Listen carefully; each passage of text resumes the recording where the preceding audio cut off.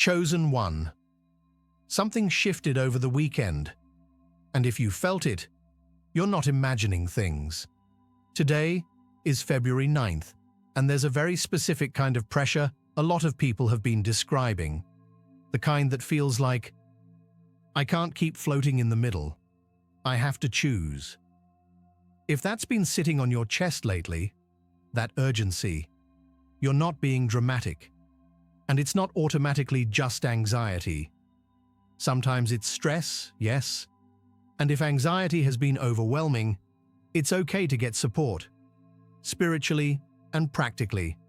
But for a lot of people right now, it feels like something deeper, a moment of clarity. So stay with me for the next few minutes, because I'm going to explain what this kind of pressure usually means, why it's showing up so strongly right now, and how to respond without getting drained, confused, or pulled back into the same cycle. Quick question. Have you felt that pressure lately? If you're comfortable, tell me what area it's hitting. Relationships, work, or just your peace? And yes, this is going to touch your relationships, your peace, and the direction your life is taking. Chosen one. The pressure isn't loud, it's precise. A lot of people assume God only moves through dramatic moments, big emotions, chaos, something blowing up overnight. But a lot of the time, God doesn't shout. He tightens. It's like driving and suddenly realizing the fuel gauge is way lower than you thought. Not because the car exploded, but because the warning light came on. And now, you're forced into a decision. Do you keep going and risk breaking down on the side of the road, or do you exit and change direction? That's what this weekend felt like for a lot of people. Not messy, not explosive, just clear. That calm, unsettling certainty that whispers, something has to end. Something has to shift. A transition window. You can't carry the old into the new. Here's what most people miss. You're in a transition window. You're between what was and what's next. And it's like the Lord is saying, I'm not taking you into the next chapter while you keep dragging the old one behind you. Because some of you are trying to step into something new while keeping the same patterns, the same attachments, the same dynamics God has already warned you about. And that's why it's getting uncomfortable. Not because God is punishing you, but because He's protecting what He's building in you. This is when the fog lifts. This is when the excuses stop working. This is when you can't keep calling it fine just to avoid the truth. This season reveals what's not aligned. Let me tell you what I'm seeing the most right now. Connections that are barely hanging on. Not because there's hate, not because there was one huge fight, but because deep down, the truth has been there, and nobody wants to say it out loud. And then suddenly, the atmosphere changes. The same explanations don't land anymore. The "we've been together forever" excuse doesn't feel convincing. The guilt doesn't control you like it used to. The manipulation doesn't hook you the same way.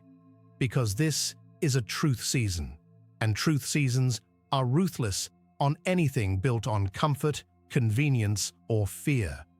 So here are the questions that keep rising to the surface. Does this relationship pull you toward your peace or away from it? Does this friendship sharpen you or slowly drain you? Does this job align with who you're becoming or only what you're afraid to lose?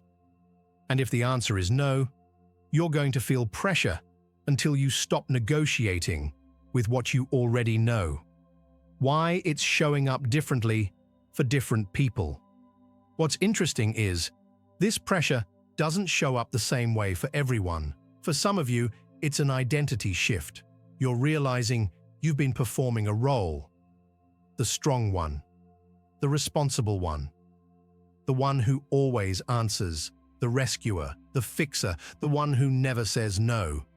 And now something inside you is finally asking, is this who I am? Or is this who people trained me to be? And God is giving you permission to step out of that costume. For others, it's relationship clarity, not necessarily arguments, just truth. The conversations you've been delaying are getting louder.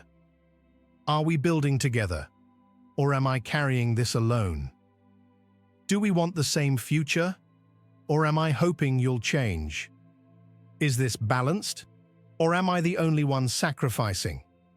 And for some of you, it's an internal tug-of-war. One part of you wants what's familiar because it feels safer, but the other part of you knows staying stuck is quietly killing your joy. That restlessness you've been feeling, that heaviness, that tightness in your chest. Sometimes it's not panic, sometimes it's your spirit waving a flag that says, if you stay here, it's going to cost you. The real point, this isn't about fear, it's about space. Here's what I want you to hear clearly.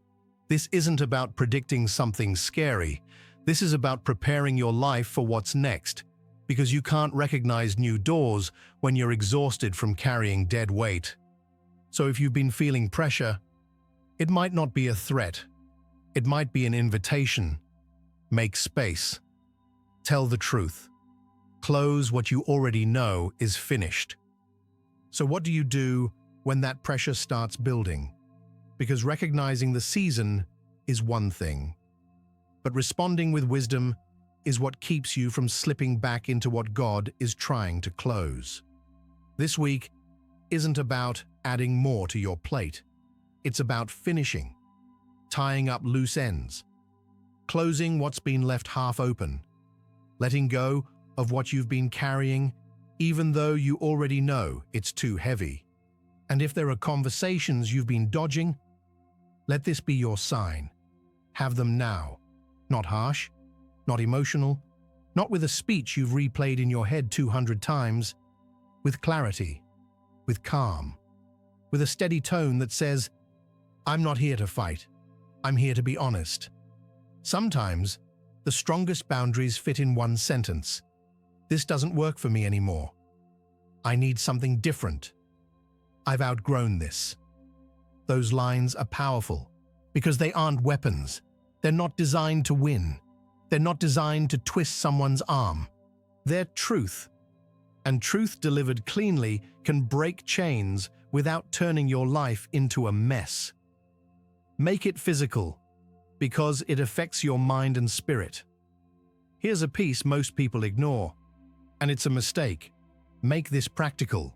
Clear your space, clean the closet, throw out the just-in-case pile.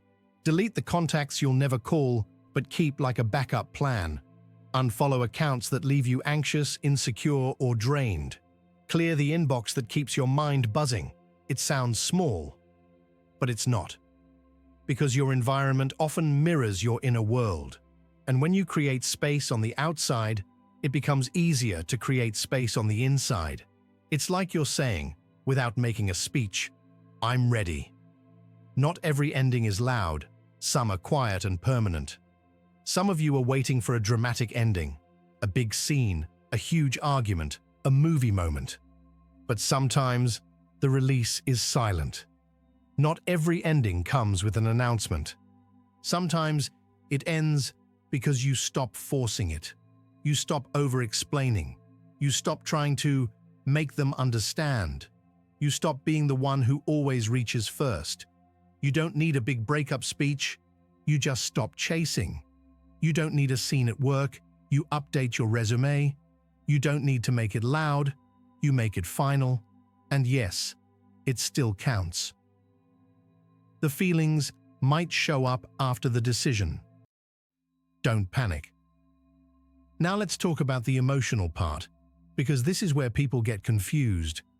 In a closing season, you can feel a quiet sadness, not because the decision is wrong, but because endings are real, even when they're healthy. You can know something isn't good for you and still grieve it. You can outgrow a friendship and still miss who you were when it felt easy. That bittersweet feeling isn't weakness. it's humanity. So be gentle with yourself, but don't get soft about the boundary. And here's something else that happens. Sometimes clarity comes first and emotion arrives later. You make the decision in a clear moment, and then the feelings show up afterward. Doubt, loneliness, second-guessing. That doesn't automatically mean you were wrong.